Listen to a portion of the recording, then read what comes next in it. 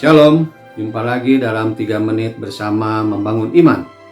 Hari ini kita akan mulai melihat perikop baru, yaitu dari 1 Petrus 3 ayatnya yang ke-8. Demikian firman Tuhan. Dan akhirnya hendaklah kamu semua seia sekata, seperasaan, mengasihi saudara-saudara, penyayang dan rendah hati. Nah, saudara-saudara, kita akan belajar mengenai hubungan antar sesama orang Kristen. Yang pertama, dari ayat itu kita belajar bahwa sebagai seorang anak Tuhan, sebagai orang Kristen, maka kita harus seia sekata. Artinya, satu pikiran. Kita mempunyai sikap dan pendapat yang sama. Tentu saja, saudara-saudara, tidak ada orang yang betul-betul mempunyai pendapat yang sama. Untuk dapat seia sekata, maka kita harus mau dan belajar mengalah, tidak egois dengan pendapat dan pikiran kita sendiri. Ini yang pertama, saudara, ya, seia sekata. Yang kedua adalah seperasaan.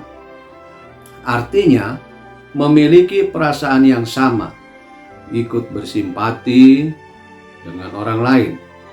Jika satu berduka, maka kita ikut berduka. Jika ada satu yang bersuka cita, maka kita juga ikut bersuka cita. Itulah artinya seperasaan. Sifat yang ketiga adalah mengasihi saudara-saudara. Pastinya di sini mengasihi satu sama lain dengan tulus.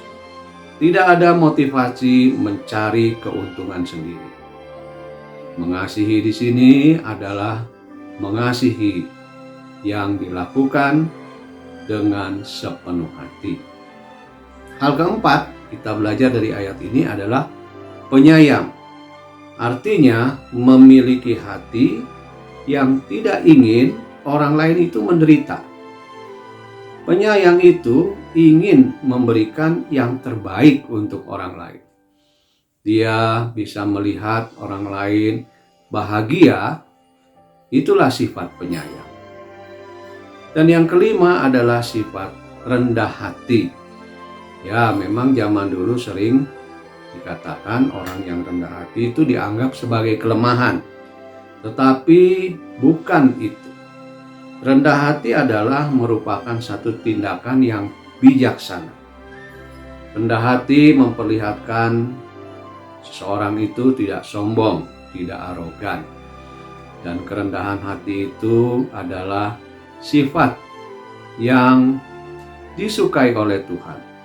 Bahkan Tuhan Yesus juga memiliki kerendahan hati. Saudara-saudara, inilah yang harus kita kerjakan sebagai seorang Kristen. Selamat menjalani hidup seperti Kristus. Sampai jumpa esok lusa.